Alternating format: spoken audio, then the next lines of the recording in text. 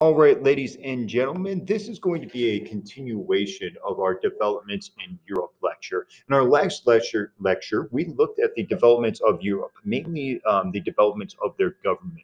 We saw a very decentralized form of government underneath feudalism. And remember, we talked about the idea that it wasn't necessarily based on social pressure like we saw in the Song Dynasty or like we saw in the Islamic world, but more based on contractual obligations. Even if those contracts weren't written down, they were more of a verbal contract, more of a give and take, as opposed to social pressures putting uh, pressures or stresses on the individuals in a society. But then we also started to see that change a little bit when we saw the Hundreds Year War. We saw that it went from a more decentralized society to a more centralized society, one that would be a little bit more comparable to that of the Song Dynasty or the Islamic world. Today, we're going to go ahead and see a culture clash. In our previous lectures, we've seen cultures come together. In fact, we've seen examples of syncretism. We've seen the Urdu language, which was a synchronization of cultures. We've even seen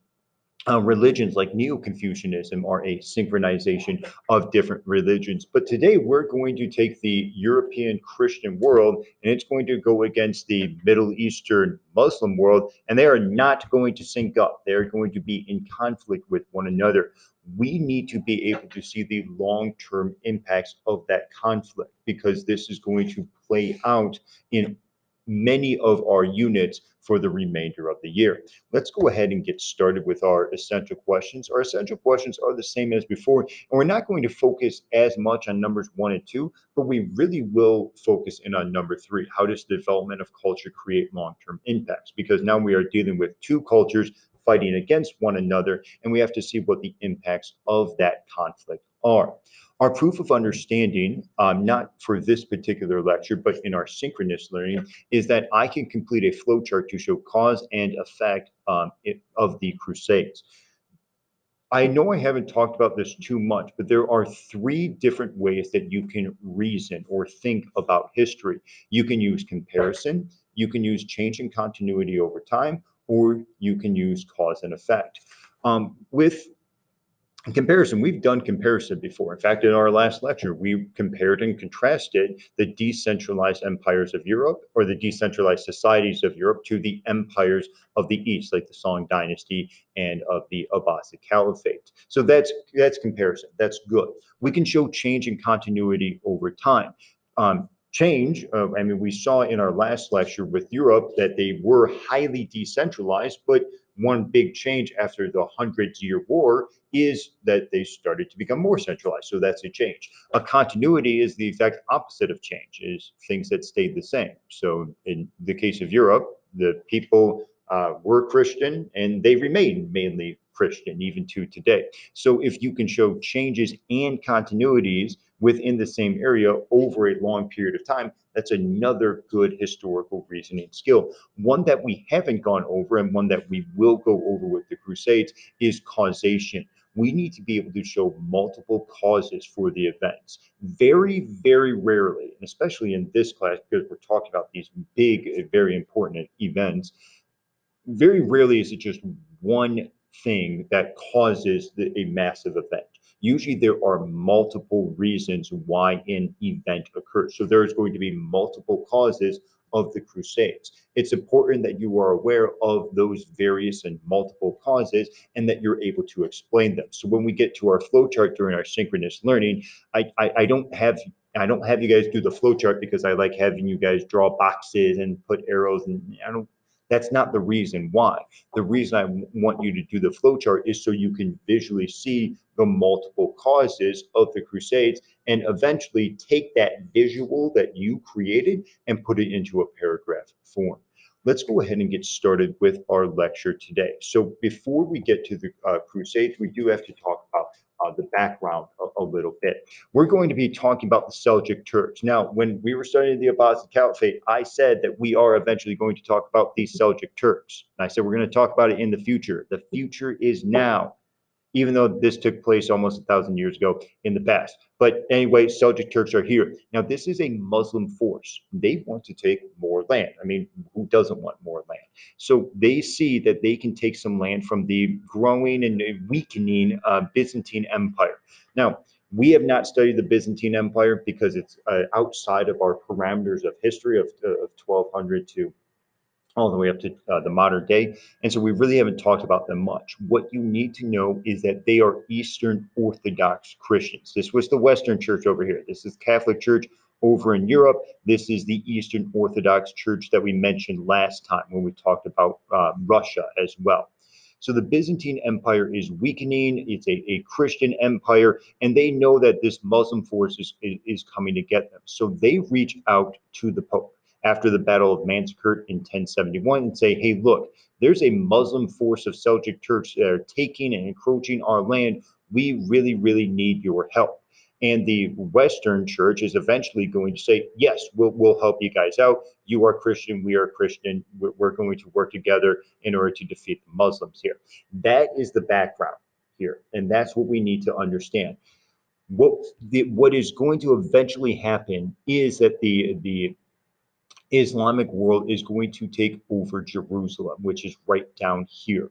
Jerusalem, as we have learned in our previous lecture, is important to all three of those monotheistic religions that we've gone over: Judaism, Christianity, and Islam. And I'm not going to go over again why that they're so important. You just need to know that for all three of those religions, they place great importance in Jerusalem.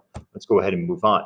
Pope Urban II. In our last lecture, I said the Catholic Church is the DJ Khaled of the Middle Ages, and I stand by that. Pope Urban II is the DJ Khaled of the Middle Ages. His power comes from the fact that he can organize people and get them all in the same room and get them to work on something. DJ Khaled does it with Justin Bieber and Rihanna and Lil Wayne and whoever the heck happens to be popular now.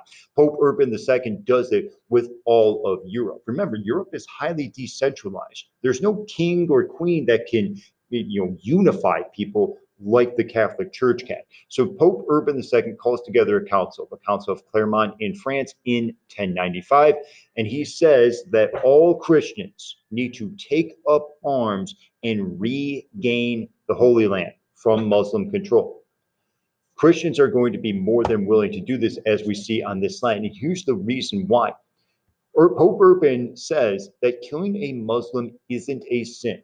So this completely goes against the Christian faith. This completely goes against the Bible. But he says, look, killing a Muslim isn't a sin. And anyone who goes on the journey, anyone who puts gets some armor, gets whatever weapon that they can find, and goes out there and goes to Jerusalem and fights for the Christian faith, an automatic passport to heaven. This is huge for the people of Europe. After all, if you can guarantee that you get into heaven instead of going to hell, you're going to do whatever the Pope says. I mean, if the Pope says, hey, go kill some Muslims and you get to heaven, yeah, everyone's going to sign up to do that. And so people are very, very excited. People of Europe, European Christians are very excited to take up arms and go out. Now, you do get many crusaders who kind of fit the stereotypical image that we have in our head of like these valiant knights, and they're well trained and they have nice armor and they're going out and fighting. But you also have a lot of peasants. You have a lot of people in kind of raggedy clothing who take whatever farm tools that they have, and like that's their weapon, and they're going to go fight as well. So it's a wide mixture of Christian Europeans all going to Jerusalem. The main thing we need to get from this slide: European Christians are excited. They're going to Jerusalem to fight, because the fact that they are moving to a new area is going to have a long-term impact, as we'll see in a little bit. There are significantly more crusades than what I have depicted here. There's like 10, 12 major ones at least. We're not going to go over every single crusade. It's just way too long, and it's not really in our best interest to take up all of our time doing that. But I will go over at least the first four major crusades. So the first crusade takes place in 1095. By 1099, just 4 years later, the Christians take Jerusalem. That is going to be the only successful crusade, at least from the European Christian point of view. Now, over time, Christians are going to lose Jerusalem, and their powers are going to be weakened. And by the Second Crusade in 1147, Saladin, who is part of the Islamic powers, retakes Jerusalem in by 1187. So we don't need to get into all the specifics of the Second Crusade. Just know that European powers are going to lose Jerusalem, and then the Muslim powers are going to take it. That leads us to the Third Crusade in 1189, in which Richard the Lionhearted, coming out of Europe, and Saladin, coming out of the Islamic world, compromise. Muslims get to have Jerusalem, but unarmed Christians can visit and trade. What happens because of this is that the Muslims have Jerusalem. So let's go back to our map really quick. The Muslims are going to have Jerusalem, which we're going to say is at the red dot right about there. But Christians can be in these surrounding areas, so they can be around here. And you might think, well, okay, cool. Christians moved from Europe to slightly closer to Jerusalem. What's the big deal? But you have to think of our study of the Apostate Caliphate. We said that the Abbasid Caliphate had the House of Wisdom in Baghdad, and that the House of Wisdom in Baghdad was this almost the center of a couple different trading routes. And we've said that trade produces wealth and produces technology and produces culture and produces all these wonderful things that we've said time and time again in all of these lectures. Europeans are now given access to to those trade routes, to that culture, to that technology as well. I said time and time again, even when we were studying China, I said, look at all this technology that China has. Eventually, it's going to get over to Europe via those trade routes.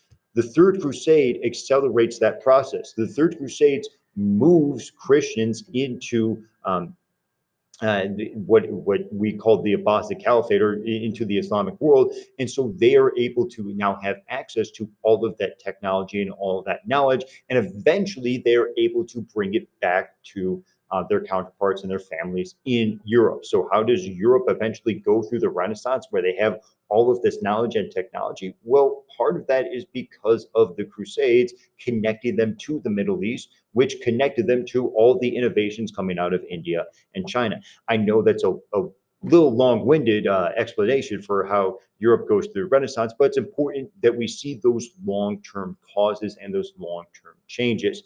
Let's get on to the Fourth Crusade, because the Fourth Crusade is at least I don't want to say it's the greatest crusade, because it's actually not the greatest crusade. It's the opposite of the greatest crusade. It's probably the worst crusade, but it is at least the most interesting. So now we're in 1200. We're 100 years after the first crusade or so. So there's a bunch of European Christians who want to go and want to take Jerusalem back from the Muslims. That's a very much a continuity. This is going to be a major theme from 1095 all the way, I mean, up through the end of the Ottoman Empire almost. But we'll talk about that when we get to our later units.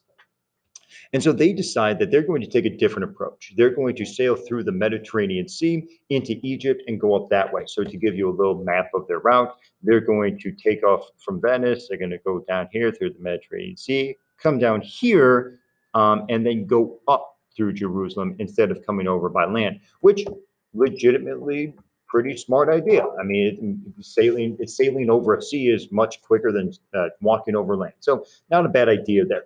Well, they get to Constantinople, and we're going to go back to the map one more time. They get to Constantinople, which is this city right here. It's now called Istanbul, but at the time it's Constantinople.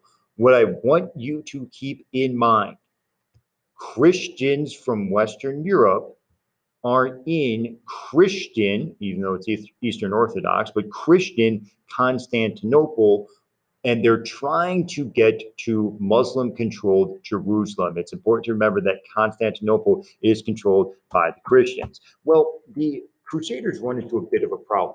They don't have any money, and they need more money so they can get more resources, so they can get all the way to Jerusalem. But an opportunity presents itself. There's a man named Alexios who meets with the Crusaders and says, I am Prince Alexios. I was the prince of the Byzantine Empire, but I have been unfairly overthrown. If you Crusaders will act as my army and put me back on the throne, I will ensure that you are paid enough to go on your crusade to Jerusalem. So Alexios needs an army, and this army of Crusaders needs money. This seems like a match made in heaven.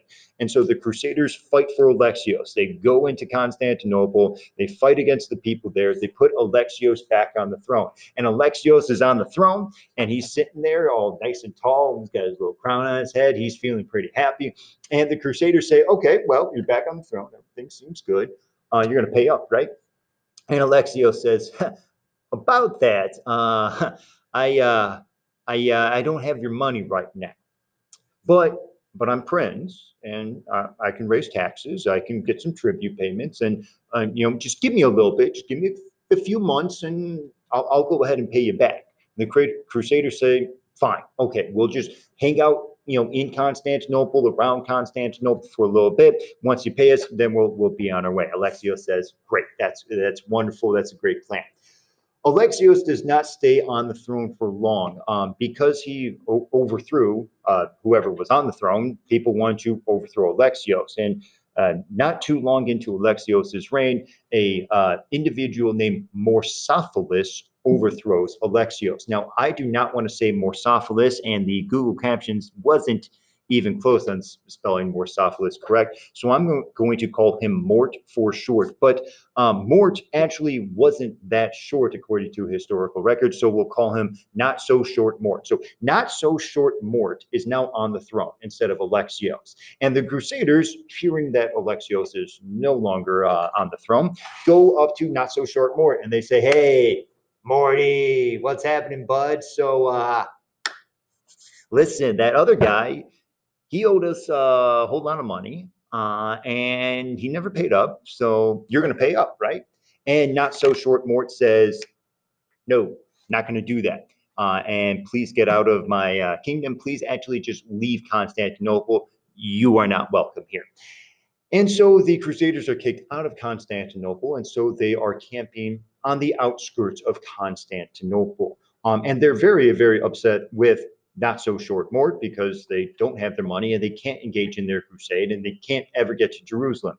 This is where we need to take a break from talking about crusades, and we need to talk about boys just in general. So, ladies, you may have already noticed some of the things that I'm going to say. And if you haven't, well, here's a lesson about how boys act. Let's take a hypothetical situation here. In this hypothetical situation, there's a girl sitting in class, and there's this cute boy in class, and she kind of likes him. Kind of has a thing for him. I mean, he's a good-looking guy. He always raises his hand and answers questions. He's pretty intelligent, but not like smug about it. Like he's smart, but he's not full of himself. So, just an all-around good guy. And this girl kind of starts to fall for him a little bit, and they get grouped up into a group, into one of their work groups, so they can work on a project and start talking with one another. And eventually, they start going out, and things are great. They have lunch together, they hang out on the weekends, and they hold hands in the hallway, and everyone knows that they're a couple.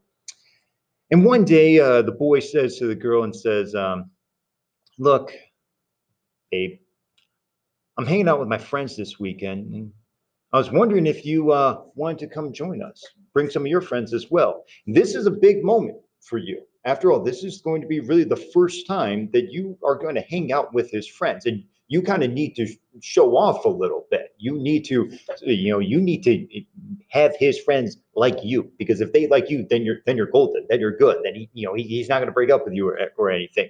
So this is your big moment. And so before you go out, you spend all this time getting ready. You spend like 2 hours on your hair to make it look like you only took 5 minutes on it, and eventually you go out and you are there. You're at the party or the social gathering or whatever. You say hi to your boyfriend. It's great. It's wonderful. You get introduced to his friends, and then you see that he is hanging out with his friends, and you see that he acts different around his friends than when he's around you. In fact, he acts like a complete idiot.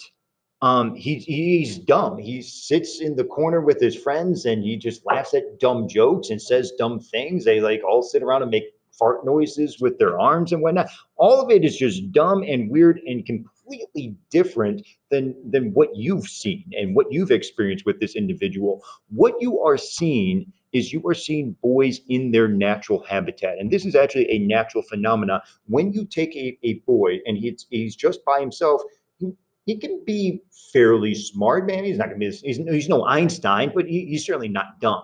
But if you add a couple more boys, maybe three, four more guys, and they're all in the same group, the average IQ of each boy goes significantly down.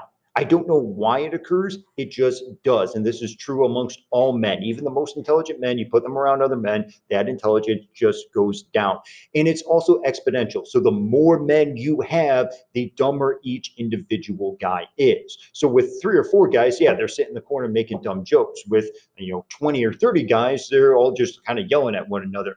But imagine an entire army of men.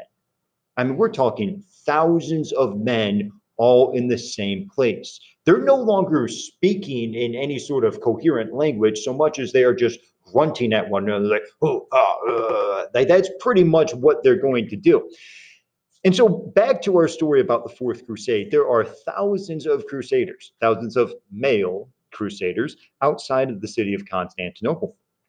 And so it doesn't take much to get them going. One guy stands up and says, hey, I don't like Short Mort.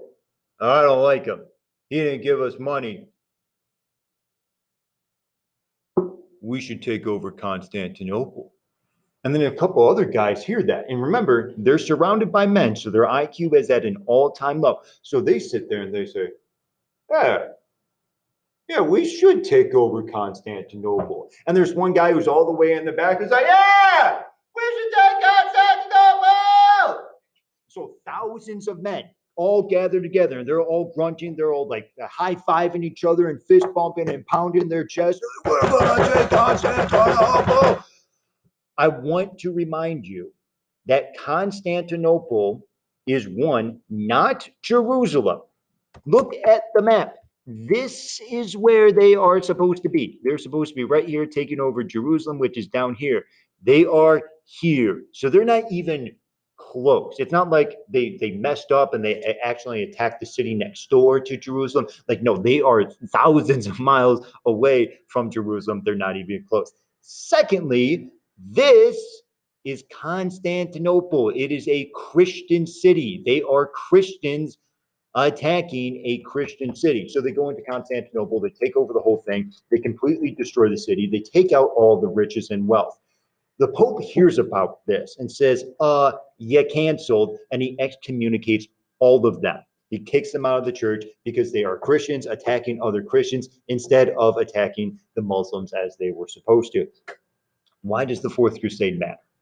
The Fourth Crusade matters for at least a couple different reasons. One, it brings more Christians into this particular area. This particular area is going to have more and more Christians around it who are going to be able to eventually engage in trade with the Muslims. But secondly, that Fourth Crusade is pretty much the beginning of the end for the Byzantine Empire. I mean, Constantinople is their capital city, and it was pretty much demolished and torn down to the ground by these crusaders on the Fourth Crusade.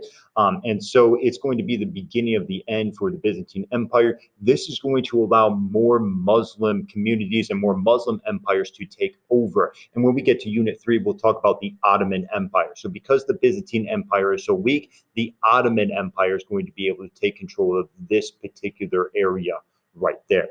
And as I said, we'll talk about that more in Unit 3. Now, what are the overall effects? I've mentioned most of these things throughout my lecture in some way, shape, or form, but I wanted to put them all in one area just to make it easier for you guys. So first of all, it extends the reach of the Catholic Church. As these crusaders went into the Middle East, they took over the Byzantines and the Eastern Orthodox Church, as we saw in the Fourth Crusade. So the Eastern Orthodox Church becomes very weak, but also the Catholic Church starts to extend into the Middle East at least a little bit, and there's more Christians who are living there. This also allows for Muslim domination, as I just talked about. Because the Byzantine Empire is so weak, you're going to have more Muslim communities move into what was formerly the Byzantine Empire. This increases trade. As we see, Christians or Muslims are going to be living at least in the same area. Sometimes they live peacefully, sometimes there's a lot of conflict, but there's going to be more trade, and this is going to lead to more urban growth. What we're going to see is that all that knowledge and all that technology that was found in the House of Wisdom will eventually be exported to Europe.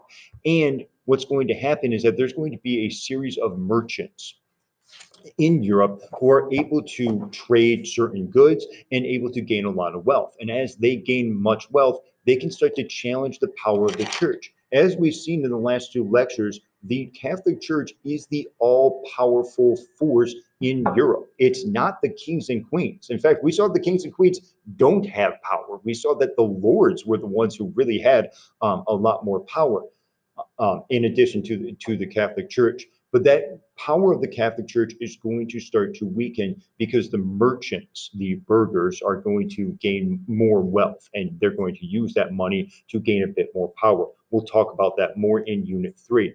And the biggest effect that we will see is that this is going to strain relations between Christians and Muslims. Whenever we study Europe, we're going to have to remember that Europe is always looking to the Middle East with an eye of skepticism. They're worried constantly about the Muslim forces that are over there. Vice versa is also true. The Muslim forces of the Middle East are always worried about what the Europeans are going to do. And so there's going to be this conflict that lasts from the Crusades all the way up through the modern day, between Christians in Europe and Muslims in the Middle East. When I say conflict, I don't necessarily mean it's like a hand-to-hand fight, like we're bringing in armies and fighting one another, but more of this ideological conflict and religious conflict that exists between these two almost vastly different societies. But we'll get into that more in Unit 3 and then in Unit 7 and 8 as well. So ladies and gentlemen, that wraps up our lecture on the Crusades. Our next lecture is going to be on developments in Africa, and that will wrap up everything here in Unit 1.